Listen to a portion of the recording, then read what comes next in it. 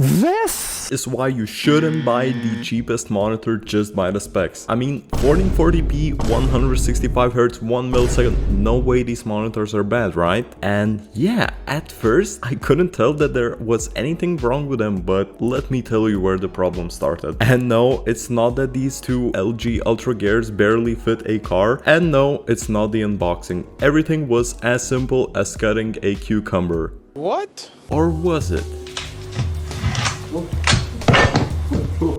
Well, yeah, it was. Everything was tightly packed and the monitor setup was hassle-free. Video output wise, there also weren't anything obvious screaming, "Bro, why'd you buy this?"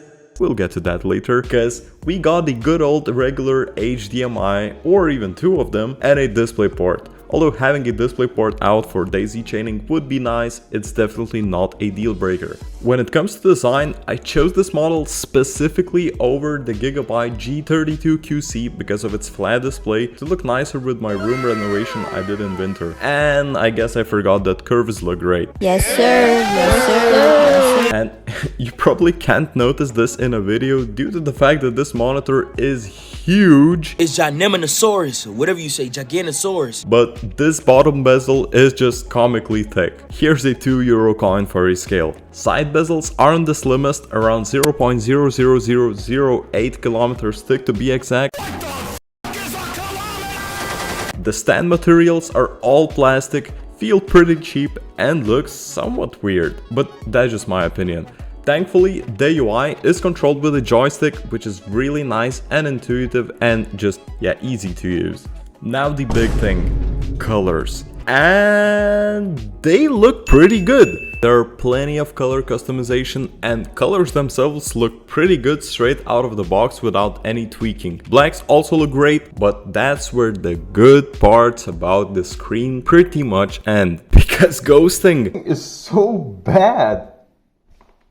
is the main deal breaker for me here, and probably for most of all buying this monitor. Look at any object I move. It immediately becomes blurry until it stops moving. Switching on LG's 1 millisecond blur reduction feature doesn't help at all, because in my eyes, it just drops down the brightness and just makes every movement look choppy. And you also have to sacrifice AMD FreeSync to enable it. You can't have both things on at the same time.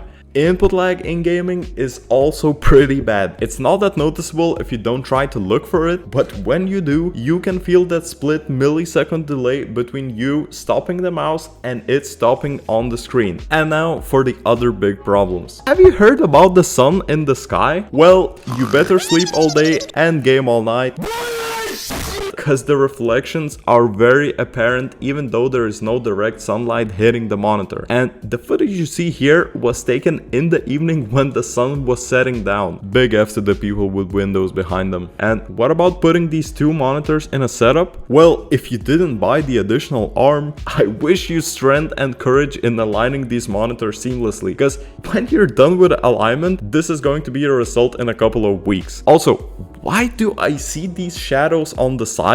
I didn't ask for them. Hey, who mess is this? Basically, if you're looking for a reasonably priced Quad HD 144Hz plus monitor, I recommend you Samsung What's that, Samsung? Bitch, don't nobody want that weak ass shit. Odyssey G5 series monitors. Even though they're worse on paper, I have used it for a couple of months personally and found it to be much better. So yeah, don't make a mistake of buying a product just by the specs without doing any research about like I did. And when it comes to monitors, don't always be so frugal, my dudes. Cheap bastard out.